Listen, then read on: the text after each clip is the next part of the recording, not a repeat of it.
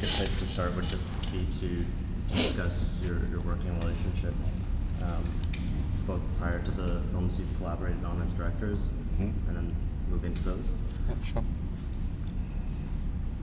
You start. I start? No, you start. Oh, you start. No, you start. You're the super director. So You start. after you, sir.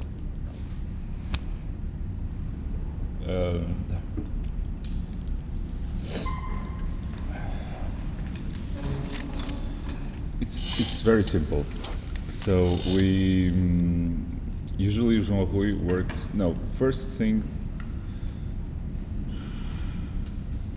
I can start. Yeah. Esqueces do meu nome também. Queres que eu te chame o quê?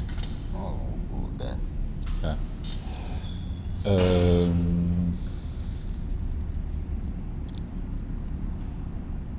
So the first thing we did together, me and João Rui Guerra da Mata, was what we did together. We worked in we did the costumes for a film. Yes, that's what we did. Yeah, for a friend of us, and I guess that's when João Rui started to think that you could do. Yeah. Okay. So basically, I did not do film school.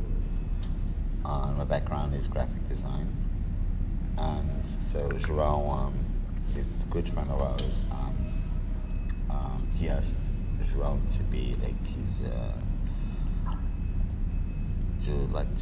costume. It's not costume design really. It's more choose like the wardrobe. costumes for a film. Yeah, for a film.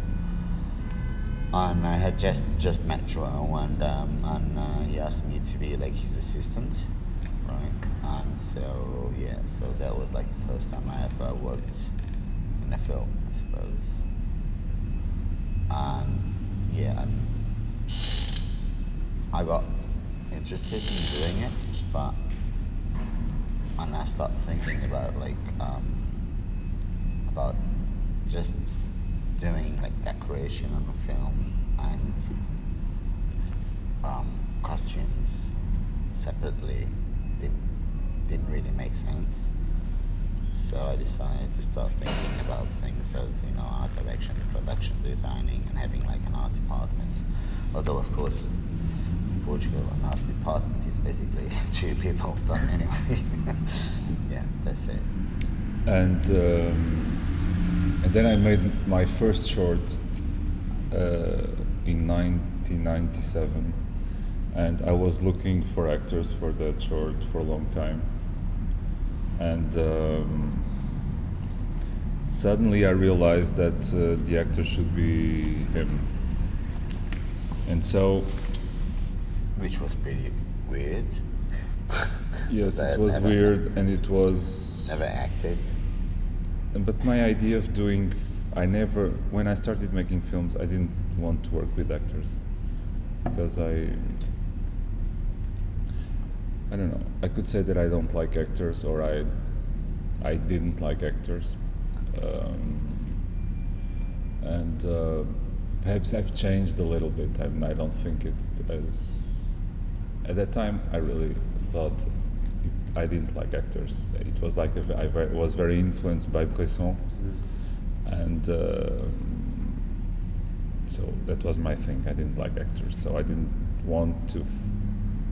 I didn't even look into actors for the characters of my films. I was just looking for people in the streets or whatever.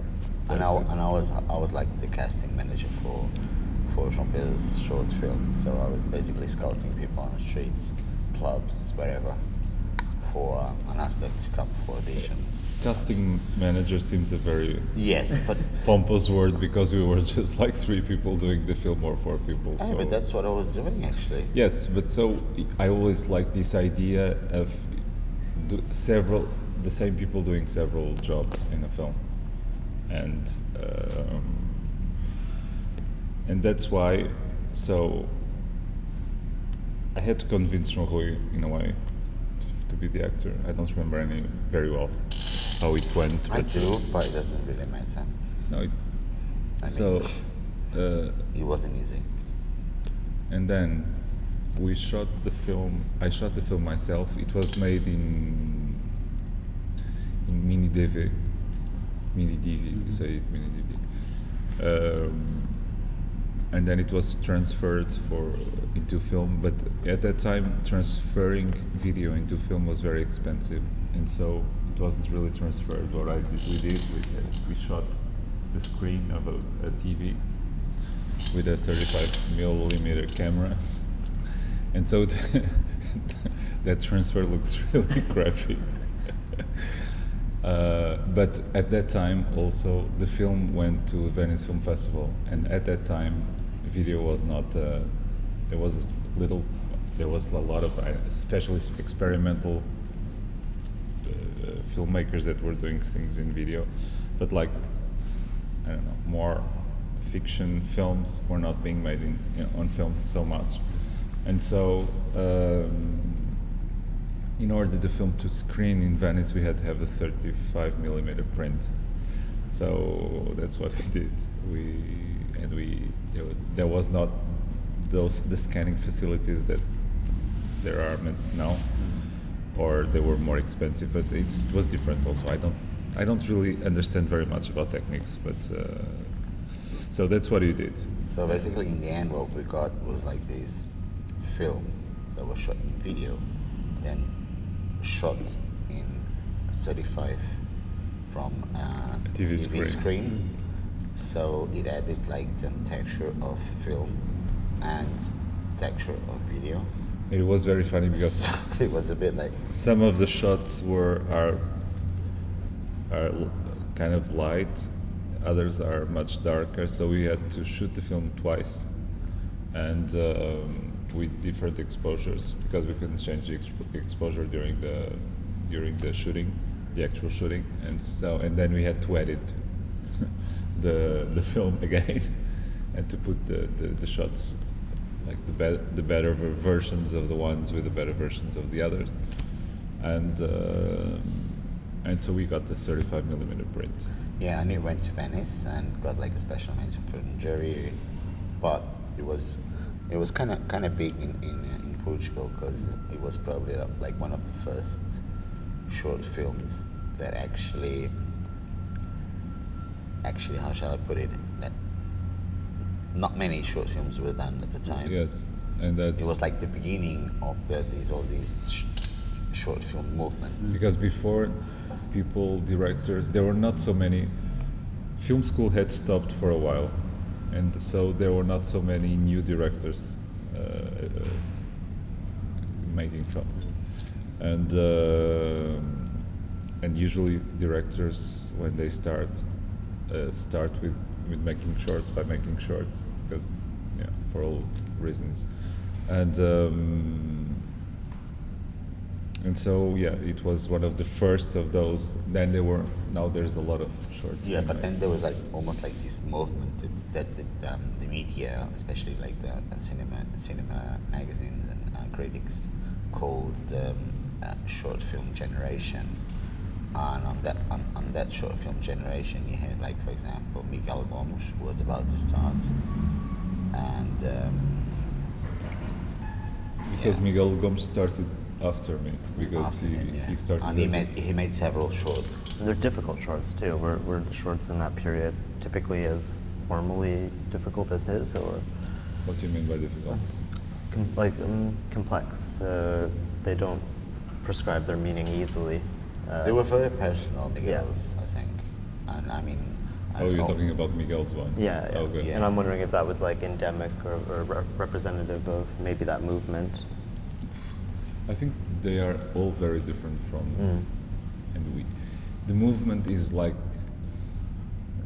It's more like a technical thing than actually it's an not, artistic movement, you know. It's what I was saying, I was telling you about like Portuguese cinema. I mean, of course, it's like almost like a political thing to talk about Portuguese cinema outside of Portugal. But in my opinion, the there is in the Portuguese cinema. There's cinema that is made in Portugal, and it's very, very different from director to director. And by that time, for instance, I didn't know Miguel. Or I knew Pedro Costa because I had worked when I came out of film school. I was his driver. He was finishing the editing of the film. He was preparing the print of his first feature, Simon. I don't know if he didn't have a driver's license. I don't know. I had the driver license for a very short time, and I had a small Mini.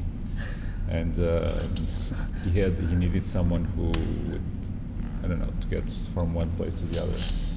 And we had common friends from a teacher of us that, a teacher of his also, which is a director also called Jorge Silva Mel, that he put us in touch. And so that was also one of my first jobs in cinema after film school, was that driving Pedro Costa and also putting, nowadays as prints you don't mix films with real prints, or you don't. Back then you mixed the film with the editing print, and so you had to make double, I don't know how to say that in English, double exposure? Double. You have there's the scotch. You have to double scotch in every cut. Oh. In order to be more resistant. Yeah. So basically, you would cut the original, and then you would tape it. Yeah. It's like it was like scotch, like in a steam bag. So that is really the regular thing. Like Super 8, and then, like cut, homemade thing. And then you had to make a double one on one side and on the other side in order not to fall apart the print. And then you had tiny bits of film all over the place, hanging. Yeah, because when I started making film by that, I was an assistant editor for a long time. And I was editing, by that time we were editing on film, not on video. There was I don't know what's the name. I don't even know I'm very bad with techniques, so I don't know. I don't understand anything about computers. And there was no AVI, there was no Final Cut, there was nothing like that. So after that, you went, you wrote the script for Fanasma? Yes, I wrote the script for Fanasma with a friend of mine, and then we started looking for actors. At the same time, we wrote the script, and João Rui was also helping with that, looking for actors. And that was a tough one. Yeah. And because I also didn't want to work with actors, and there's not a single actor in that film. There's no actors. It's just people that we found after many. We approached many people, and and also that film was made with a very small crew. It was a film shot in 35, but I wanted to make a film. I don't know. I'm talking about my early work. Is it okay? Yeah, that's fine. Okay. I wanted to make a film because by that time I just talking about things that don't exist anymore. It seems like we are, I don't know. Jurassic Park. No, not Jurassic Park. I feel it opposite. Yeah, I know, but I mean, nowadays those things don't exist anymore. It's a bit like. Yes, that's what I meant. That's what I meant by Jurassic Park. Okay. By that time, there was a film stock that was 800 ASA. You say ASA? I don't know how to say it. It was it was like the most sensitive. It was a Kodak film stock. You could actually film almost without no lights. Yeah. It was it was Kodak 800 ASA. I don't know. Yes, 800 or 600 or something. No, it was 800. 800. Okay. That I know because then it finished, the idea of that film, because it's a film about darkness, the idea of that film was to make a film with no light and shoot it at night, which was in a way a thing that doesn't make much sense. And so there was because I wanted to shoot for a long time. I wanted to shoot. My idea of when I started making films is that I wanted to make films all by myself, if I could, just not to have any other people, because I'm still I'm a control freak, and I really control everything, and I would, if I could do everything myself, I would do it. Very But- happy that you actually admit that. Huh? I never said I wasn't. And so I had this idea of a very small crew. So we were like, it was a little bigger than in my short, because it was on film. So at least we had to have. That's when I met my cinematographer. Then I always work with him afterwards. He's Rui Poças, which is also Miguel's cinematographer. And there was, of course, an assistant, but there was no lighting and no grips. We just had one guy, an assistant that took care of. We had like, I don't know, 2 projectors that we used sometimes, but we didn't have power. So what we did, most of the times we didn't shoot. We shot with no light. We just the light from the streets. We tested the lights. Yeah, we tested every single place. We made tests before shooting in those places to see how it would come. The light would react. And sometimes we took power from the poles, from the electrical poles. We asked and oh fuck. I'm sorry. It's my mother. Can I just make sure? Estou. Olá, mamãe. Oh, não estou a dormir. Estou aí no meio de uma entrevista. Eu posso ligar daqui a pouco. Está bem? Está tudo bem? Tá, eu vou voltar hoje. Está bem? Beijinho. Deus. Not to reject her call. Mother calling. And so... How many were we all together, including production? we were like 10. Yeah, all together. Yeah, And also this idea of several people doing several jobs. And it still happens with me. I'm not that, I hate like chairs. Director's chair, I think it's the most stupid thing there is. And I refuse always, because it's like, I don't know why people come with that idea, because you have to sit it and with your name there. I never had that in my shootings, and I forbid that, because I hate to be seated. I'm never seated. And so, but there was this idea of the film that we made several things, and for instance, in that film, João Rui was... Yeah, it was the first time. The first time I was like... It was like... I was art director, production designer, taking care of makeup and hair, and... because there was something... He learned like some special effects things. I had like because there were like things with bruises and... 2-week intensive blood course and, on special effects, makeup things. So it was that idea of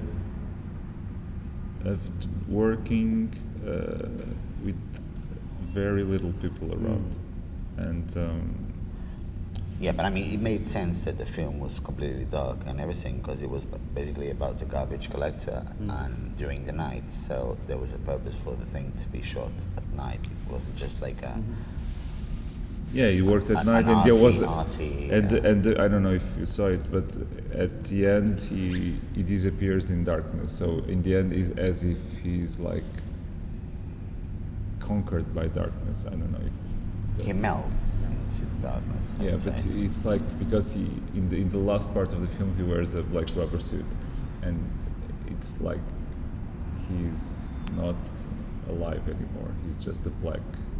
He's like a black spot. I don't know. He's like a black. Just melts. Yeah. And the camera doesn't follow; it stays static as he's receding right into that. Yeah. I don't usually. Also because there was also one of the things I didn't want to make travelings in that film. There's no travelings. There's just travelings when the people are inside cars or and there's not many of those, and they were made from other cars, and we didn't have rails. So I thought this will be a jumping off point that I didn't plan for, but I thought a lot about Fantomas. Fantasma, yeah. I was thinking of the cereal for a second. Fayad. Yeah. But I thought of that when I was watching last time I saw Macao, and maybe it's the fact that there was a travel. Like I felt like that was a film that had like a beginning and an end, and there was the character traveled from one point to another, and it concluded. And they also both seem to have kind of almost sci-fi qualities to them. Yeah. And there's in Fantasma, the guy he's dressed as a superhero if you want to think about it. And in Fantômas or Les Vampires, perhaps it's even better because in Les Vampires there's a character who's called Irma Vep. Then Assay has made a film called Irma Vep. That she's dressed in like this. I don't know. It's not rubber. I think it's like tissue. I don't know. Yeah, but they walk tissue. on in the roofs of Paris, and there's this. It's kind of a serial. It's like an adventure film also, and I always like. And also, there's like these comics, French comics called Les Diaboliques. Oh yeah. Which is also It's French, isn't it Italian? Diabolique. Actually, I thought they were French, I don't know. but perhaps they're Italian. I don't know. Danger Diabolique. I think that the film's based on. Yeah, I think so. No, but I like to think my films as adventure films because there's a lot of things going on and the characters have to experience a lot of things in order to arrive to other places. So everything is adventure. And, There's a transformation, like you said, he is kind of absorbed by the night, and all of the films kind of have that structure where there's a transformation that happens. And usually it's for a character, and I think that's true for Last Time I Saw Macao, but it's also a place. The place is the character that's transforming as well. Perhaps in Última Vez que Vi Macao, perhaps it's more the place that goes into mutation. I even like to use the word metamorphosis. I think that is something that is like in all my films, the idea of you have to turn into something else in order to change and in order to advance. I don't know how to say this. And that's Fantasma is like that. In my second feature, there's this girl that turns into a guy. She's possessed by a guy. And my third feature, there's this old transsexual that doesn't want to change. And that's precisely the drama of the film, of her drama, and in this. And again, the metamorphosis of the body and changes. She reconstructs her own body in a way, and that is her doom in some sense. There seems to be a connection between Macao and Die Like a Man, where there's the performance at the beginning seems to carry over, and also I would say the war element, of the war games. Yeah, definitely. But like in Última Vez que Vi Macao, João Pedro starts with the war, and then he goes into like. Into Die Like a Man. You're saying? Into Die Like a Man. He starts with the war, and then he goes into the drag. And the camouflage saying is like the beginning of makeup that introduces like the whole drag world. And I suppose in Última Vez que Vi Macao is actually the other way around. Yeah. You start by a lip syncing drag show or transvestite show, and then you go to this war, which is actually a fake war. But it wasn't programmed after when we started to shoot Última Vez que Vi Macao. It wasn't programmed to be like that because this film wasn't really programmed to be. Actually, it was the first film, João Pedro's first film, that was not really like it wasn't obsessively. In the beginning, it wasn't scripted. It wasn't. We had this well, we did have a script, but it was a script for a documentary.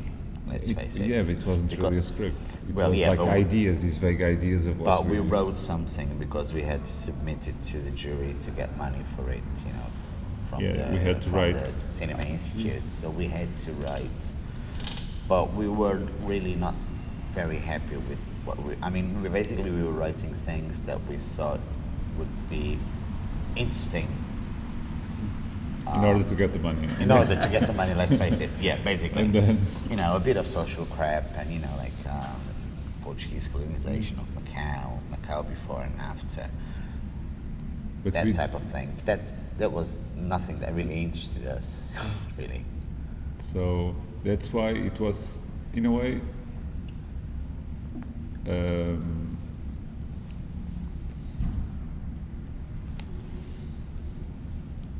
I think in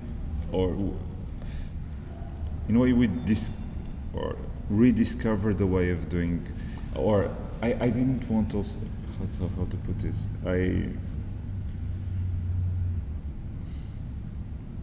my last shoot, the To Die Like a Man shoot, was very, there was a lot of trouble. Like production trouble, there was a lot of, it was very stressful, and in a way I wanted to do something that And the crew was very big, everyone involved.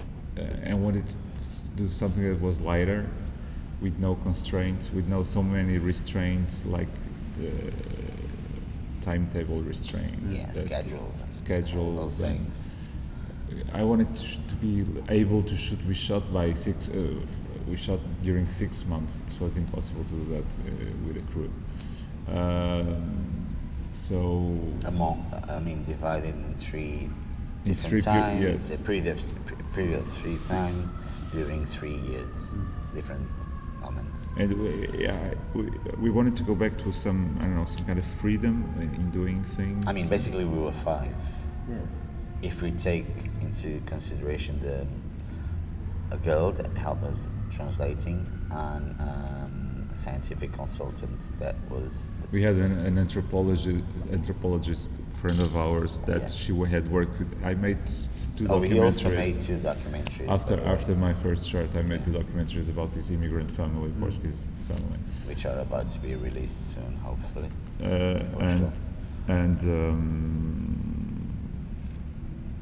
So it was great. I mean, we were 5. So we had these passes that the Chinese Cultural Institute of Macao gave us. So we had those logistics support from them. It's like so a we were film basically so we were festival. basically free to go almost everywhere, except casinos, because if you wanted to shoot inside casinos, we would have to ask the Beijing central government for that. But then we didn't want to shoot inside casinos, so that was not We a shot problem. inside Yeah, we did, but I mean, we didn't shoot people gambling. And then specific temples and stuff, we had to ask for special permits. But we were basically free, and and we were 5, so we would just carry things around, and Is the same true for the 2 shorts that preceded, Red Dawn and China? Those are the smaller crews as well? Well, Chinatown, China or China, it's a bit different process actually. because it's a total fiction. Yeah. So and it was shot in Super 16. So That one started as I wrote the script for that short, and then I worked that script. Actually, I wrote the script for João Pedro, for João Pedro to direct it, and then we reworked the script. João Pedro and I. raining. Sorry. It's raining. Okay, cool. And then João Pedro asked me to co-direct because he thought that I was so involved in the whole process that he asked me to co-direct China. The Red Dawn was different. The Red Dawn, we were already in Macao, and we were going. One of the times we were in Lisbon, we were going through the rushes that we shot about Red Dawn, and we started thinking that it would be interesting to make just a short film about that. with About the red market. About the red market. Which is a market? Because it's a very specific thing. And also, I mean, we wanted, and we thought the images were so powerful, we did not need any voiceover or whatsoever. And then, as I think we said that, but I was reading Jane Russell's autobiography at the time, because we were like preparing things for the last time of Macao. And one day after shooting, like in the afternoon, we got like the Portuguese and English newspapers, and the headlines were like Jane Russell's dead, the lady from Macao just died, and blah blah blah. And I mean, we had Sternberg's Macao on our heads since ever, and Jane Russell obviously, and I just read her autobiography where she says that she was basically meat for cinema. And then we was watching the Red Dawn images and the idea of the red market images, and the idea of flesh, basically flesh and stuff. So and so we decided to do this documentary, but with these viral mermaids going in, and because the idea was to also, in a way, it was the first approach towards this new feature, and because it was a very hard film to put together and to edit, and so it helped us, even if it's really different, but there are some there's one shot that appears in both films. And also like the mermaid, although it's a different mermaid, but we got the mermaid. It's a different shot of the mermaid. Yeah. I thought I saw that, but I wasn't sure. Yeah. And so it helped us in a way to approach this new film. So basically, Red Dawn is something that came from material we had shot in Macao. And we still have two shorts that I would really love to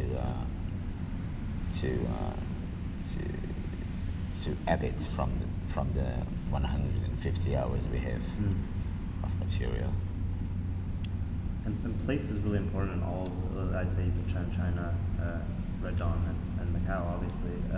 And I'm wondering how you approach representing it, because there's that beginning pre-credit, I think, in China, where there's the camera movement and along, which is really nice, and then in Red Dawn you don't really have a sense of where you are until the end, or at least in my experience. I didn't really realize where it was located until the newspapers, and then the new one is kind of adhering to travelogue, the tradition of the travelogue, and visually, how did you approach representing the spaces in each of those films?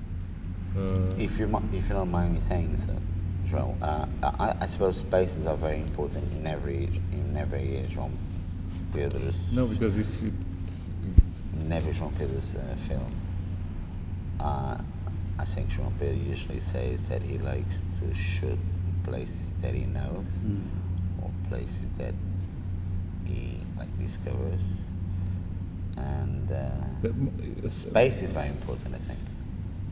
There's a lot of even ideas for the film that comes from places, and like Fanasma, going back to Fanasma, because in a way it's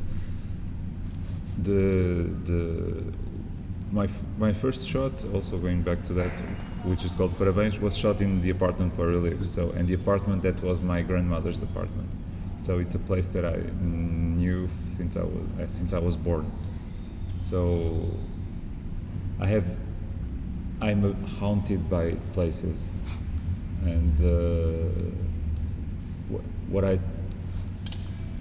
when I'm writing scripts and when I'm writing ideas down, suddenly one of those places comes and finds its own, I don't know, could you say place? Its own place inside of a story. Yeah. I don't know if you can say like this. But And so China is set in a very specific place in Lisbon, which is like the most cosmopolitan place in Lisbon, which is basically a square and the streets around. Yeah, and which is like the small Chinatown. Plus gypsies, plus Arabs, Indian town. Plus Arabs. Indian town. It's like, and it's a wonderful, wonderful. It's really incredible. multicultural in a city that, as Lisbon, which is not very much. Strangely. Strangely, and there's a lot of people that came from our ex-colonies too. And it's funny because a lot of people are really scared of going there because they think it's kind of confusing and too many. And dangerous. And too many. And there's also prostitution, and so. But it's a really. But it's our favorite sport for to go buy Asian food and like spices and stuff, and we absolutely. Although it's a really terrible, horrible architectural square, but it's got some beauty on the ugliness, I suppose. And in China, there's this idea. The first shots, we shot them ourselves. Yeah, because the rest of the film, after when the film starts, it was shot by Rui Poças, by the. Yeah, we had a film crew. We had a film crew. Those two shots, because there's a moment when the lights go out in the castle that you see like in the hill overlooking that square. That we did ourselves for our. We went there every I don't know how day many for times. Had a 1 week or more. To get the right. Because we needed to coordinate the turning off of the lights, the panoramic of with the castle and the public lighting and do the right things. So we were going there every day at 5 o'clock in the morning, preparing everything and practicing, and we couldn't have done that with a crew waiting for us, And I think the idea from China came from that place and also from music.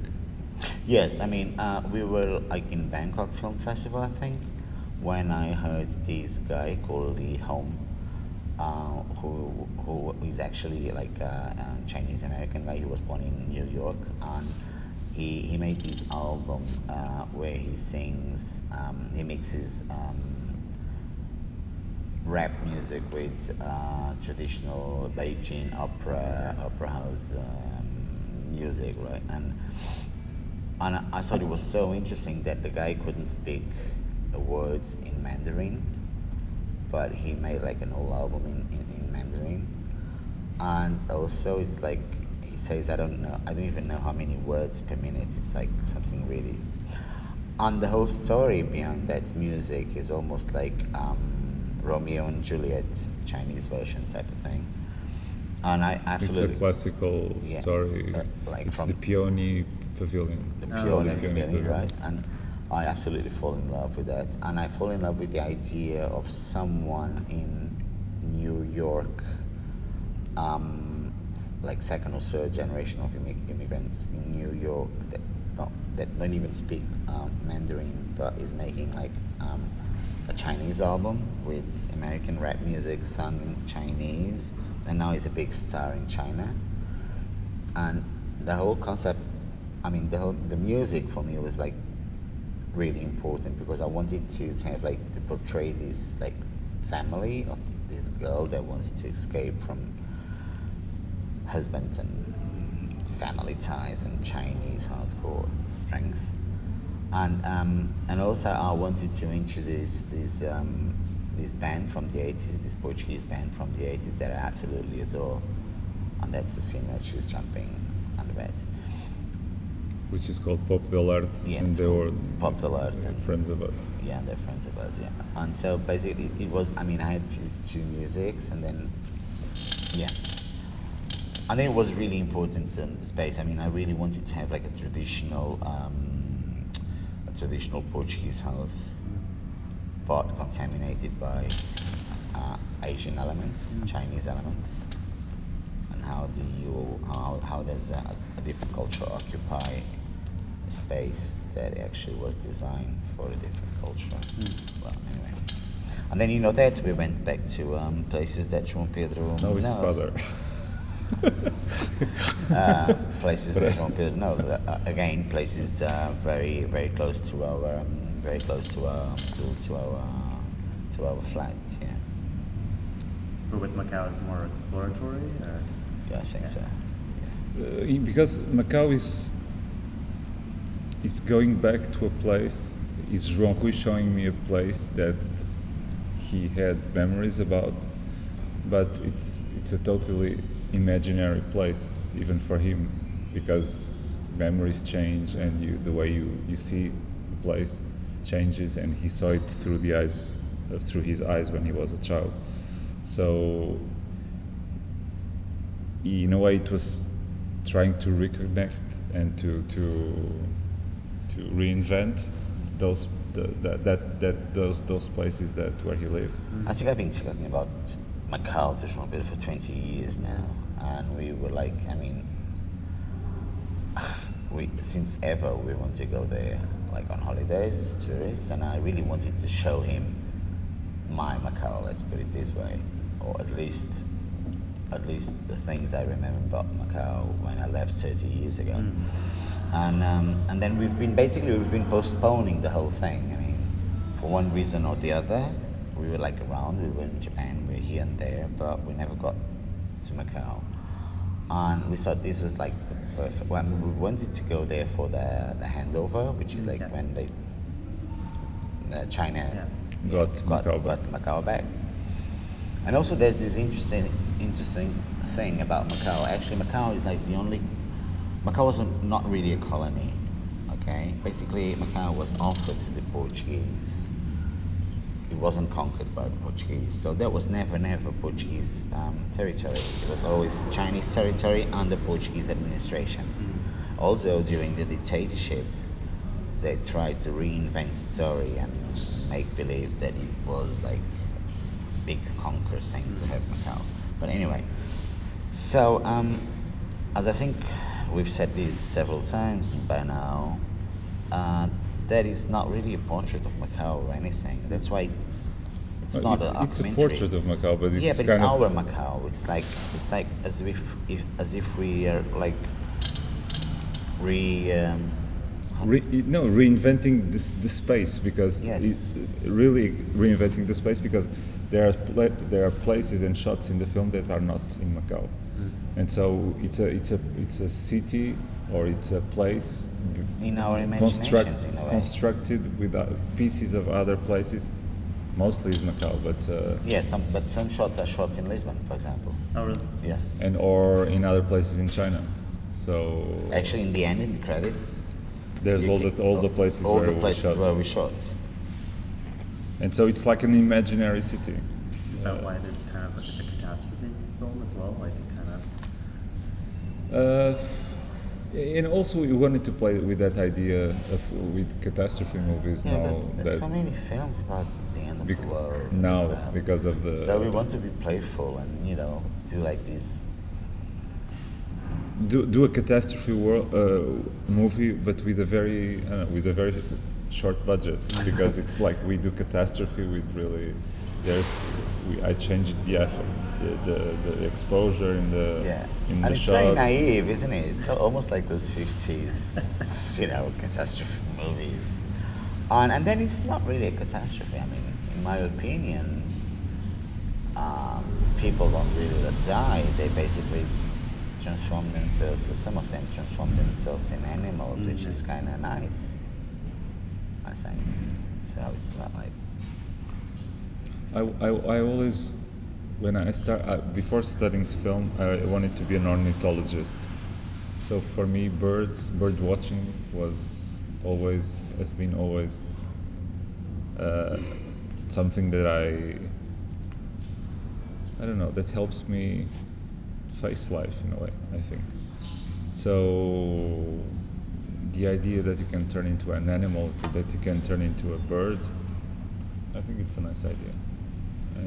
And basically, I turn into a cat, black and white cat, which is like the black and white exactly, it's an exact replica of our cat. The cat there appears in João Pedro's first short, Parabens, and actually he died during To Die Like a Man, and the film is dedicated to Sonic, the cat, and then that cat is actually a girl, and her name is Candy. A real name, like The real name of the cat is Candy. And we were shooting in Macao and we saw these bamboos written Candy. And yeah, and somehow the character name, we started calling her Candy. And then we went from Candy to Candy Darling, the superstar Andy Warhol sang. And yeah, and basically it was like we were having, I don't know, perhaps this sounds a bit like, I don't know, but we were basically having fun. Although it was very difficult, the whole process, but we were basically having fun. And I don't know what you think about it, but Yeah, and also there's that she's also called Cindy, which is kind of similar to yeah. Candy. And we absolutely adore her. She was in To Die Like a Man, and she had like a small part, but she's such an incredible professional, and she's adorable, you know, and she. And I always missed into that, like I mean, as I had this idea of never showing the performance from the beginning, because I never shot performances in the film because I didn't want to show that in the film. I always thought that regarding Cindy, it lacked, because she's so wonderful on stage, that I had to work with her again in order to see her perform. Yeah, and give her all her splendor, because she's got like this, I don't know, this old Hollywood aura type of thing. I don't know, there's like some, yeah, so we thought she would be perfect. And then, I mean, that scene was shot in Portugal with Rui Postas as the cinematographer. And because it was the year of the tiger and we had all these tigers in the film, we really wanted to do the opening with the tiger. And then, yeah, but the tigers were great, and we were so lucky that everything worked out so beautifully. And, you know, when she opened like her arm, and then the tiger just go like, Thanks, guys. yeah, cool.